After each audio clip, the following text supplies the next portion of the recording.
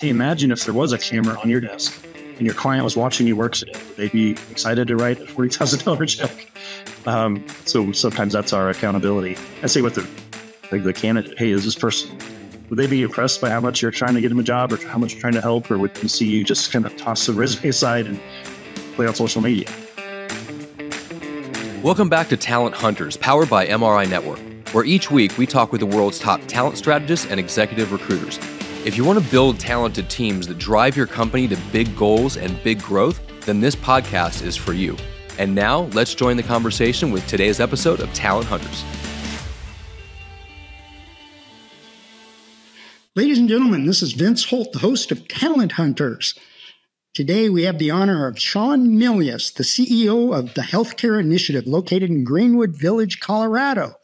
Sean is a third-generation owner who has grown his business to consistently place the Healthcare Initiative in the top 10 in the world. Right now, you're in the top 10. Sean, you've been running this business, I think it is, for 24 years. Is that correct? 2001, 23. Yep. Yeah, very good. Congratulations. Well, welcome, Sean. We're glad to have you a part of this. I mean, I got to tell you straight out, you are on a pedestal in my mind because of your consistency and truly how you keep your team together. Please, Sean, tell us a little bit about your background and what led you to where you are today. Sure. Let's see, where should I start? I guess I went to college, got 2 degrees in math, which for whatever reason, that came easy to me. So I kind of took the easiest way through college. Went and worked for an insurance company for about 18 months as an underwriter. I got a degree in actuarial science, was kind of headed towards that path. And one day I was just sitting there and I was looking around and there's people that have been there for 25, 30 years. It just didn't look very happy. And this company had 4,000 employees here just in Denver. And I was sitting there just thinking, gosh, I wonder if what I'm doing today makes a difference. Like I could mess up this equation. I could put the wrong number in there. Maybe I'd make the company millions of dollars. Maybe I'd lose the company millions of dollars, but I was so far removed. I never got any feedback. So I had no idea how I fit into the big picture, I guess. And so I set up a meeting with my boss, and I remember this vividly. I was probably 24 years old or so. And I said, gosh, I really want to, move up the food chain. I was a young and aggressive, ambitious person. Like, what can I do? And his answer was, be patient. Sean, I'm making $38,000 a year. It's more than I ever thought I would be making. And you'll have this chance too, when you're 40 or something like that. And that day I started looking for a new job. And it's an interesting story. People think, oh, well, you just went to work for your father, which is not correct. I went to my best friend who we both graduated college at the same time. And working at the insurance company, one of the benefits was you got off at like 3 every day. So it was East Coast kind of time with the stock market for whatever reason. But at 3 o'clock, 24, you want to go hang out with your buddies, go to the lake, whatever else. And my best friend was always working, and he was still working. It was 6 o'clock. I'm like, can't you meet us? He's like, nope, I got to finish one more assignment. And I didn't know what he did. I know he went to work for this big company. And so a couple of weeks later, I get into his Jeep, and there's a bunch of resumes on the floorboard, and I'm stepping on them, and there's footprints on them. Like, oh my gosh, somebody probably, back in the late or mid 90s, he's put a lot of time into a resume. So I'm thinking, gosh, I just ruined somebody's resume. I just stepped on it. He's like, oh, don't worry about it. I got hundreds of them. And that's where I started learning that he was a recruiter for engineering. He was an engineer recruiter for a contract staffing company, Aerotech, which is now the largest in the world. I think they're like $8 billion. And second place is like $3 billion. So they definitely made their mark. But I called him up, and luckily for me, his older brother was like the regional chief somebody, and got me an interview. And I went and worked, learned how to place engineers for 2.5 years. And they promoted me to sales, account management, things like that. So then I was in charge of going out and getting business. Did that for about another 2 years. Was telling my dad what an awesome company this was. It's cool. It's young people. They're hip. And he's like, that's what we do. I'm like, no, you don't do that. You guys are old and you wear ugly suits. And I think they're still smoking in the office. I'm like, it's not the same thing. And So one year over Thanksgiving, he's like, I got some time left in my career. I want to really see what I can do with this business. I said, well, Dad, here's the equation, what these guys are doing over here. He's like, well, do you want to come over and put that in place? And I thought about it for a long time, and I really didn't want to leave all my friends. And I still remember I went in to resign to who now is my best friend, Dan. 20 years later, still my best friend. I remember I had tears in my eyes because I was resigning from like all my friends. But I went over and started working with my father. And I've had every title in the book. I think I started off as like an internet researcher. Before that was really a thing. Like I was trying to get jobs posted up on Monster Board at the time and trying to find, I think it was candidates on Brilliant People and Monster Board and things like that, and give them to the AEs. That evolved into me running a desk eventually in the petroleum engineering world. Did that for a little bit. And then within the first year of me getting hired, my dad got real sick and he had to be out of the office for 2 or 3 months in a row. And people were coming to me asking about this, that, and the other thing. And, my 401k distribution wasn't put in last month. And just things were falling behind. So trial by fire, I kind of got thrown into operations, making sure that everybody else was happy. I was a decent recruiter. I wasn't great, and I didn't really love it. So I loved the operations piece and the strategy behind helping other people do it, but I didn't necessarily love to do it myself. The opposite of you, probably, who this is what you love to do. So yeah, I got kind of thrown into the management piece. Trying to hold meetings with people who were twice my age and been doing it for twice as long was definitely interesting, but they all sort of respected me, I think, at the time. My dad got better and he came back, and I think they had just had their best year of like $1.2 million when I came over. And that was in 2001 or 2. And then by 2007, we had put teams in place. We had a construction team, a legal team, a healthcare team, manufacturing team, and a banking team. And I think we had reached $3 million that year. So we got up to $3 million. I don't know if you want me to keep going with the whole history of the firm. Or Please. Okay. So that was 2007. We had, 15, 16 recruiters. We had 4 or 5 teams of 3 or 4 people starting to build something. And then 2008 happened, and construction banking went away overnight. Manufacturing wasn't great. Our legal team was really one person. He left. And I had just bought the company. So I paid a pretty high premium for having this great company. And then suddenly it's half the company that it was. And this was back in the day. I must have asked probably you included, Vince, every MRI owner I could think of, people outside of MRI. I said, hey, I have this crazy idea. And I think I'm about going 100% all in on healthcare. And 99 out of 100 people said, don't do that. You want to be diversified. You want to have different desks for different economic cycles. And I'm like, yeah, that's what I've heard forever. And there was one gentleman I said, well, that's not a bad idea. And he gave me a list of 11 or 12 companies that only do healthcare recruiting. It's like, well, here's 11 or 12, and they're all doing multi-million dollars. There's plenty of room for you. So somewhere around 2009, we made the decision, okay, every hire from here on out is going to be healthcare. And we went on a really aggressive hiring spree, kind of because we had to. I would say second, third generation, in my case, Lil Roy once asked, like, how come most of the top 10 are second generation or something like that?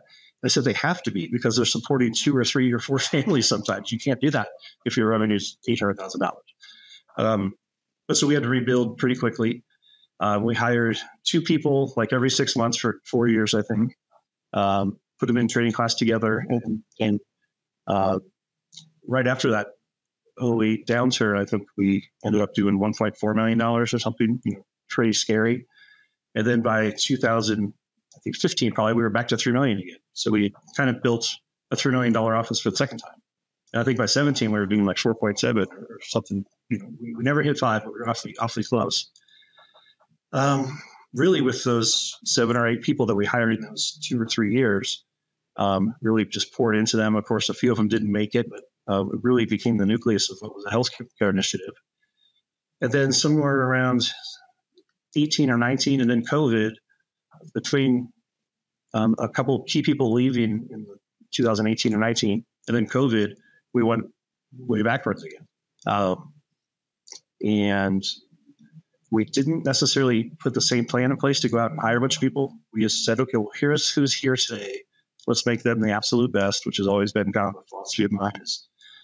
It's a lot easier to take a recruiter that's doing $200,000 and help them do 400 than go hire somebody else and try to teach them how to do 200. I think that's really difficult.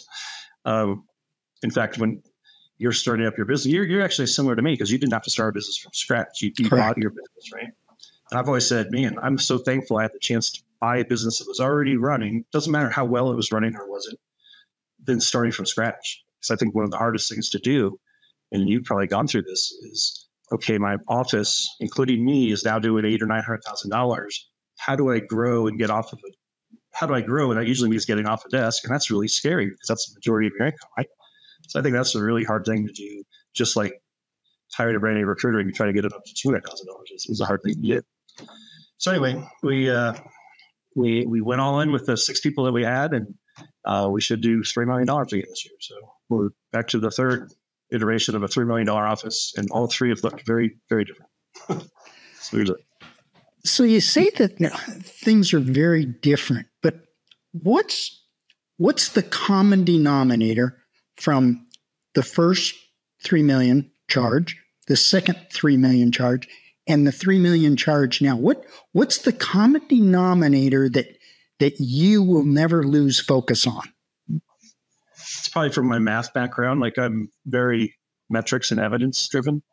I asked the team yesterday, I said, I'm going to talk to Vince tomorrow. What should I say? And they say, hey, we really focus on the basics. So we have a team right now, and I'll finish answering your question. 6 people, probably the most junior person is 7 or 8 years. We have people 17 or 18 years. Tomorrow's morning meeting is they're going to send me the voicemail they leave on a marketing call. So the basics are the basics, and we have to perfect them. And I think we're very interested in getting better and just mastering the basics. And there's some other things out there that we keep that are always kind of like the silver bullet. And more often than not, I take an approach of, let's wait and see how that works out with somebody else. Let's watch and see if it works before we decide to go all in on whatever it was. But yeah, I think we're a learning organization, so we're always trying to get better. And that kind of leads into the culture that we've built. But I think the things that have stayed consistent are, hey, we need to send out some job orders. We need to stay focused on that, and anything else is kind of a distraction. And then how do we do that? Well, we continue to develop and learn and do webinars and exchange scripts and talk to people across the country and hire trainers and things like that. So when you talk about the basics, the greatest distraction I feel today is social media. It's a great tool. Don't get me wrong. I'm not saying it's not useful. But when you talk about the basics, does that include the use of social media during your prime time? Well, like I said, I have a team of 7-year-plus veterans. So yes, they're doing social media in prime time. Now, if I were to train somebody new today, I would definitely, I don't think you can keep them off social media for 9 straight hours, but I would definitely have some block times where, hey, why don't you jump on that before the morning meeting? Why don't you jump in and see what's happened at lunchtime? And then at the end of the day, post your thoughts or your job or whatever else. I think where the distraction comes is we jump off immediately as soon as we have a thought. We don't have the patience to wait 2 hours or 4 hours to post that. And that used to be the same thing with email. In 2010, I was like, gosh, stop looking at your email every second. But that was the distraction then. And I guess we didn't really learn to ignore it. We just learned to deal with it. So I don't think there's a few recruiters probably that can still have the discipline and not look at their email until lunch and not look at it until the end of the day. But, so that's the difficult piece. In my nearly 40 years of doing this business, Sean, you bring up a really interesting point from the standpoint of focusing on the basics. But when you've got people there that are 10 plus years and really successful for under 10 plus years, okay? Boredom creeps in. There's boredom. The other Achilles heel that I've discovered is I know it all. with the tenure and the success that your people have, and I mean, everybody that I know in your office is hugely successful. God bless them. How do you keep them focused and motivated?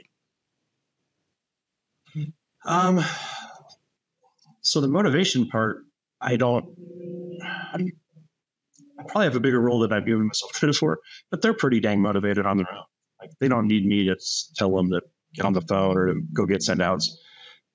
They're very aware, maybe because of the culture of just keeping numbers, in front of them. They're very aware if they're behind the eight ball or if they're not on track for their goal or whatnot. And as far as leadership and management style, again, this is for people that are, past their second year. So it's very different in the first 24 months. But I acknowledge that they're not where they want to be. I don't really get on them and I don't crack the whip or anything. I just say, hey, are you happy with where you are? And if not, what can we do to fix it? So we're really letting them run their own businesses. And hey, I've come over the years to have a lot more grace and realize that, hey, there's seasons of life. I'm in a different one than I was 20 years ago. People's parents are getting older, people are having kids, whatever it might be. We have one perennial pace sitter, probably 12 or 13 trips. And a few years ago, she said, hey, I want to spend more time on me. I said, perfect. So let's look at your goal. Do you still want to commit to that? Well, maybe not with all the stuff I have going on. Okay, great. As long as that's still profitable for a company and we can make this work, let's talk about what that looks like. And we came up with a plan, and she still did a tremendous job, still did pace setter, but she was able to spend a lot more time on herself. We have situations in the office right now with parents EEG. I know sometimes they feel bad, like, Sean, I feel guilty. I'm not contributing this month. I'm like, we understand. Like, we're all going to have months like that. We're all going to have seasons like that. So I don't know if that motivates them, but I guess what I'm saying is we treat them like they're adults and they're running their own business here. I really look at it like the first 24 months, first 12 months, I'm a micromanager. The next 12 months, I'm just really involved in their business. And it just kind of evolves from manager, show me your report, show me this, I need you to inspect this, to coach, to how can I help you with this, to really partnership. Hey, we're in this together. What do you need? Because a lot of them can probably coach me on scripts and things to get around recruiting objections and things like that anymore. Well, you truly have and have had some incredible legends in your organization. What do you feel you're doing different than what your dad did? Everything. I think that's not to speak negatively of him, of course. But when I came in, and this was actually brought up on a call yesterday, we have a woman who works for us for 5 years back in 2003 with my father and me. Then she came back about 5 years ago and is working with us now. And she was the number one AE, solo AE in the country last year, 800 and some thousand by herself. But she's like, it's so different. It's not, we need more revenue. You guys suck. Get on the phone, do this. It's more like, hey, how can we help? So I think that's and I find myself, in 2007, I'm like, gosh, I'm kind of the youngest guy here at MRI. Now I feel like I'm the old grumpy guy who's like, you guys just do what we used to do. But it's been very interesting. Just, I don't know. I spend a lot of time studying organizations. I tell my office, I probably spend more time studying other search firms than anybody else in the country. Like, I want to know what makes good ones operate. I want to know what makes them fail. Again, it's probably been a year since I read a book, which I'm embarrassed to say, but I used to read, a book a month, and just like the classics, like Good to Great, and different books like that. And I just took a lot out of that and got the right people on board. One thing I know that's different, and my father would do this, and then I did it for a while, is when we're interviewing people, I brought this up yesterday, everybody totally agreed. Hey, if I think you can do this job and you can make a profit for the company, I would hire you. And then about 10 years into my career, I'm like, man, I'm hiring some people I really don't like. And if I don't like them, I'm not going to give them that extra attention and give them advice on their phone call and stuff. I'm just going to hopefully they make money for us. And I realized like I just wasn't real happy with that. So somewhere around 2008, 9, 10, I said, I'm only going to hire people that I like. They have to have all other stuff, but I need to make sure that I like them.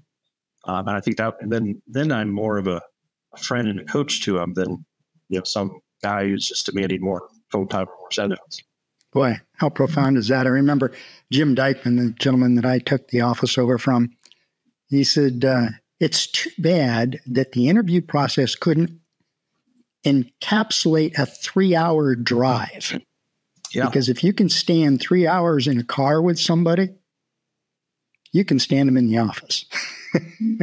And they can stand you. Yeah, I think it goes both ways. And I was thinking this morning about, because you talk about our successes, we've had a lot of people who come in here and, in 6 months or in 3 years, it's just not the right job for them. And I'm thinking, like, how many people have I ever fired? And the answer is really low.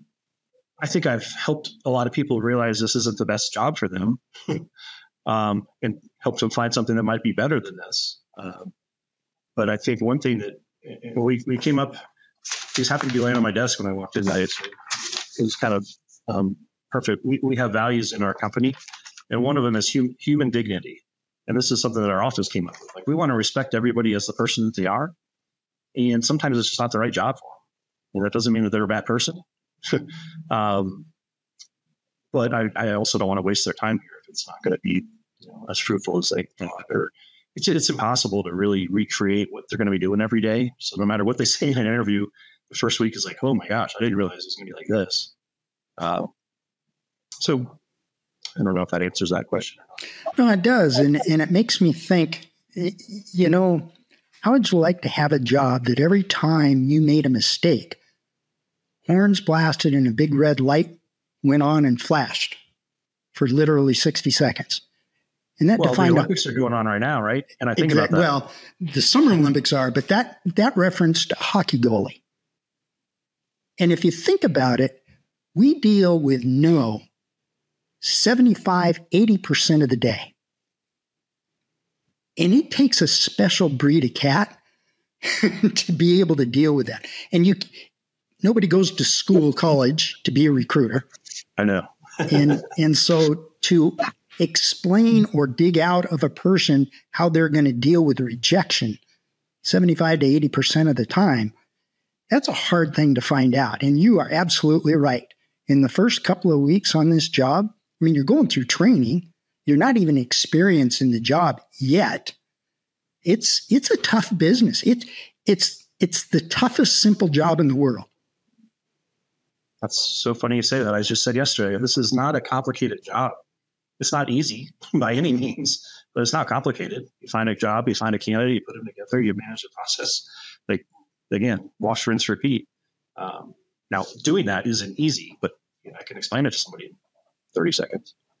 So we spend a lot of time talking about the office itself and the people and kind of the chemistry within. Let's talk a little bit about the clients, the companies out there that you work with. Now, Sean, you built up a track record of consistency in my eyes. Your hiccups have all come at similar times that the whole country had hiccups. So this isn't on you. Your consistency is phenomenal. The easy question, first of all, is what do you feel you do different for your clients than your competition? I think it's the level, and this is what every good recruiter does. I don't think it's unique to our office, but it's just the level of depth that we get in our conversations with them. Every once in a while we'll catch somebody, or they'll catch themselves like, I just made 45 calls and they all sounded exactly the same, and I kind of sound like a robot. And, you got to make every single person feel like they're special.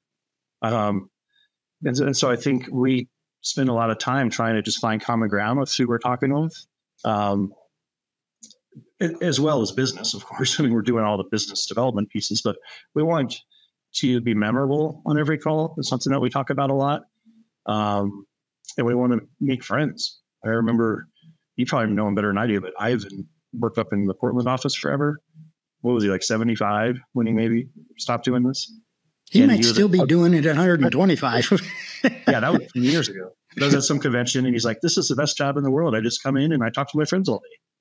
Like that's, by your 7th or 8th year, that's kind of what it should start looking like. So I think, I don't know, I'm a big like self-development geek. And there's one of these newer guys out there, Gary V. He talks about grace and a lot of things. One of the things he talks about a lot is you have to have patience in the long run while you have urgency in the short term. And I think that's really important because people want to have a $400,000 desk in their 18th month. It's like, well, it's coming. And hopefully we could explain that to them on the interview so they're not disappointed that it didn't come so fast. But in the day-to-day activities, you have to be very urgent and get through your calls and find people that do want your help. But once you find somebody who has a need, I don't know, I guess the answer is a few things. It's we get really deep with them so we know them on a more personal level. One of our trainings, again, like what's a quote? Success leaves clues or something like that. So nothing that I'm saying or nothing that we've really done is necessarily 100% my idea. We were at a training one time and the gentleman said like, hey, you want to get clients, you want to get customers, then you want to turn them into clients, and you want to turn clients into key accounts, then you want to turn key accounts into your best friends.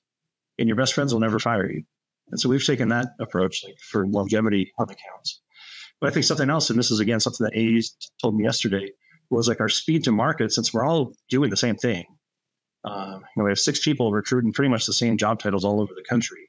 So if Allison gets a revenue cycle director job in the Northwest, she has 6 other people that might have candidates for right away. So our speed to present is definitely probably better than our competition, or certainly better than somebody who's doing this out of their basement or maybe has like one partner. You talked about building a relationship without using the word relationship, and I admire that because the simple words are relationships and so forth. But one of the key factors I learned late wasn't so much about making placement. It was putting myself into the shoes of whoever I was talking to, whether it was the hiring authority or the candidate, and make that phone conversation about them. Absolutely. Yeah, our tagline on our website, again, I think I stole this from somebody else in the mid-2000s, but it's doing good things for other people. And if we can look at every phone call, and it's always easier to look at that when we're making recruiting calls. Like, yeah, I'm calling these people to help them, but it's difficult, but we try to get our mindset on the marketing side as well. Like, hey, I'm calling these 72 potential clients in the next couple of days because I have something to offer them. I can help them. If they don't want my help, like that's okay. I'm not going to take it personally. Back to your rejection question. I'm going to ask some questions to find out why they don't want my help. And maybe they're misinformed about what I can do. But at the end of the day, we're out there to just meet as many people in our marketplace and get to know them and make friends and obviously deliver. I guess if we didn't deliver, then all the rest is garbage. So your recruiters, for the most part, are extremely tenured, extremely successful. How do you go out and find clients that you've not worked with before? That's funny. That's our initiative for this third quarter of 2024. With all the tenure, we still, again, maybe it's my math background, but I look at the entire universe of companies. In our world, there's about 6,000 of them in the United States, and we're doing business with 25 of them. So there's a lot of business out there. There's a lot of market share. And when I add up the placements and I do my best guesstimations, we have 0.1% of all market share in the United States. So we're well aware there's other companies out there. But to answer your question, like it's no secret, we're doing marketing campaigns, email campaigns. We're doing some social media. We're hitting them up through LinkedIn because that's maybe better than, emailing them. I feel like emailing is going to be almost obsolete in 2 more years because there's so much spam and automation systems. And, we tried some of the automation and just didn't have any luck with it, but I can tell when I get an automated email. So I just don't want to look like that to my clients. But we also realized that, what was it? 1990s, it was 5 touches to make a sale. Now it might be 15. And one of the things I'm trying to help our guys and gals right now with is having the courage to make those 15 touches. Like, it doesn't have to take a year. You can make 15 touches in 3 weeks. And gosh darn it, by the end of 3 weeks, that person's going to know you want to get in touch with them. And then you better have a good message to say, well, I do call you back. But not to just leave a voicemail or two in an email and assume that you've covered that client. Because back to your very initial question about social media, people are so distracted.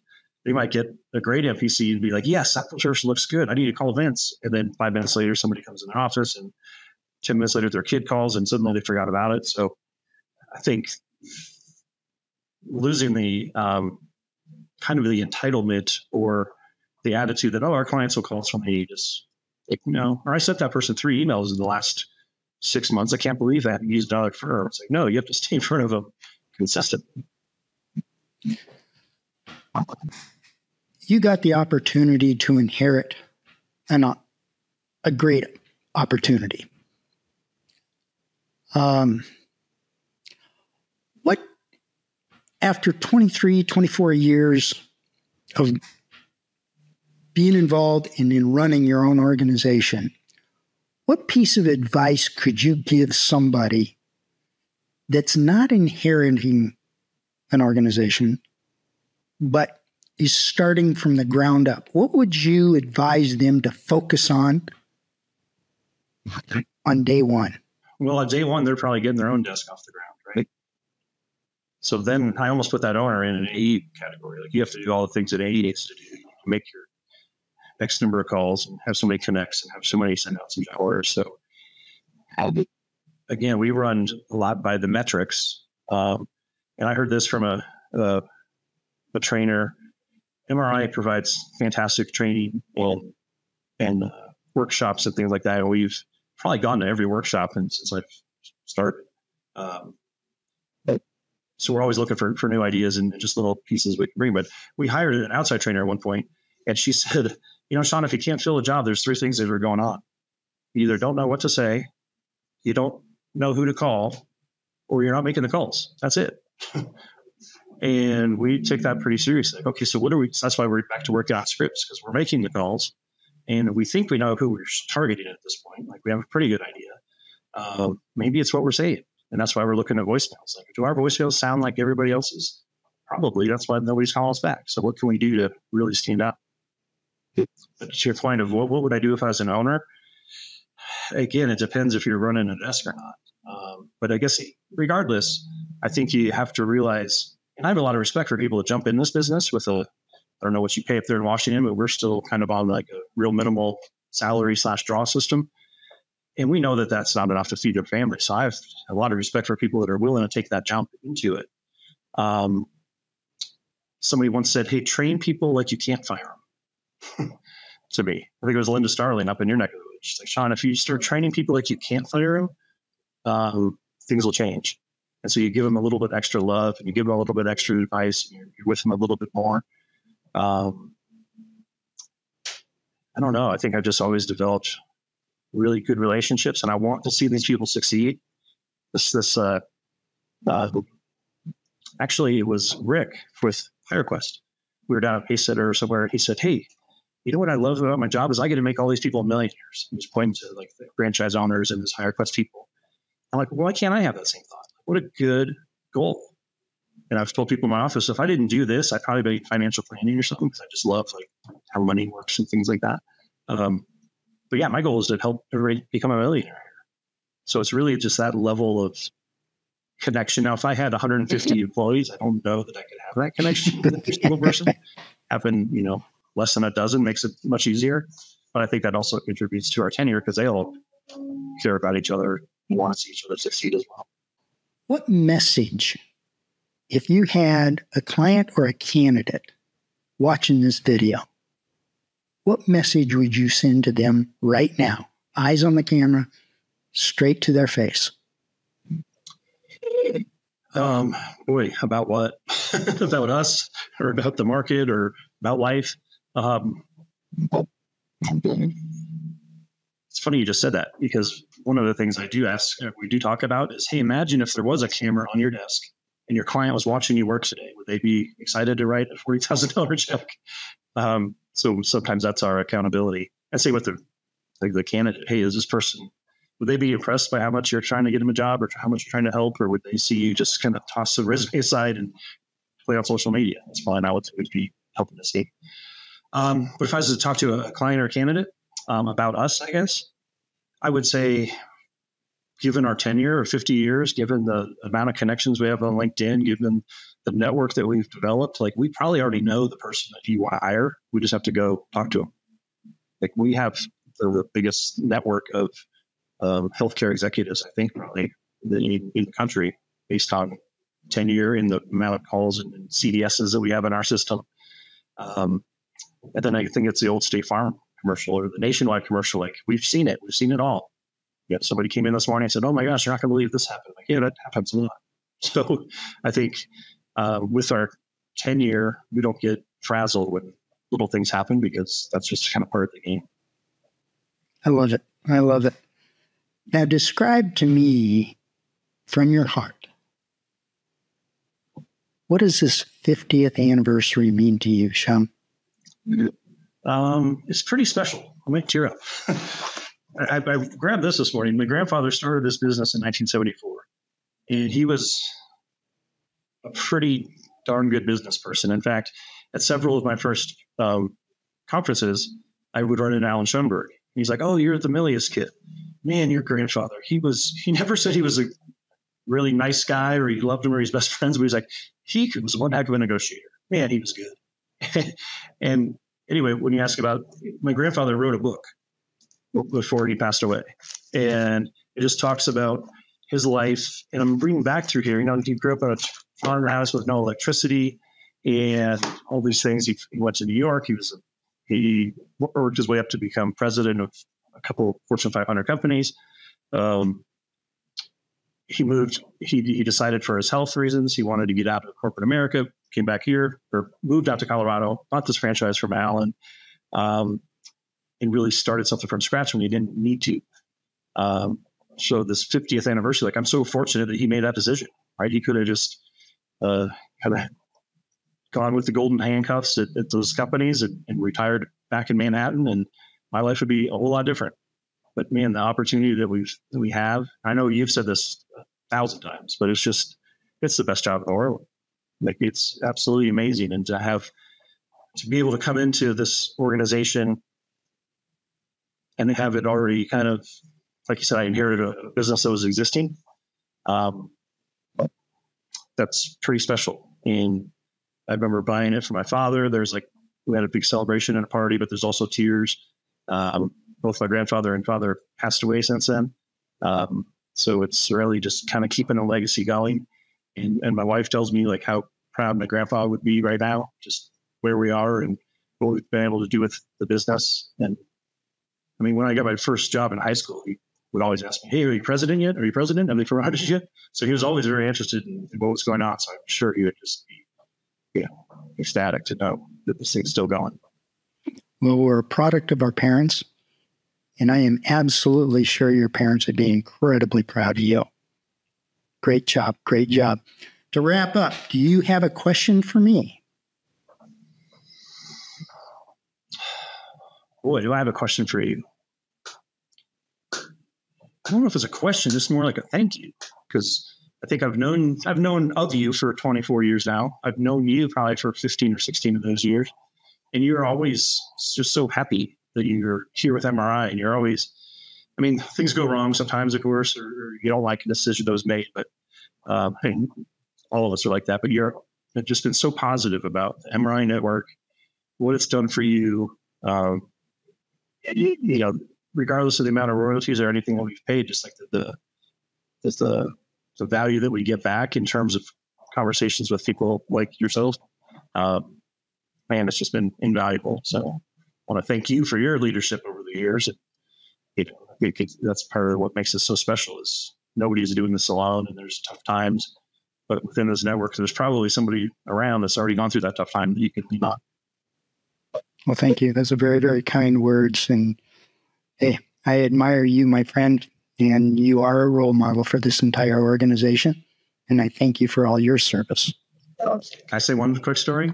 Absolutely. About Vince, for everybody that's listening? Oh, boy. Is a couple of years ago, the Seattle Seahawks, where Vince lives, traded Russell Wilson to the Denver Broncos, which is where I live. And I'm sitting at the office one day, and out of nowhere, I've been talking to Vince for a couple of years maybe. A FedEx package arrives, and it's a Russell Wilson Seahawks jersey. Was the Seahawks or Broncos? Seahawks. And it was to my son, who is a huge Seattle Seahawks fan. And it just said something like, "Time to pass the torch." And I thought that was just so classy and really meant a lot to my family. It just kind of talks about like what MRI is.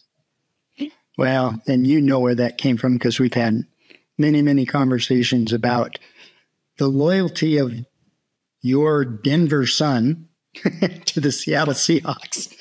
And it was an honor to send it down to you. And well, it's your fault, because you got Super Bowl from you, actually, to go to the Super Bowl when the Seahawks crushed the Broncos.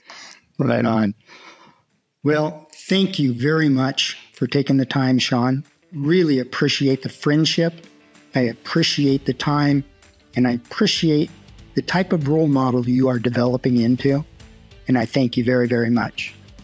My pleasure. This is fun.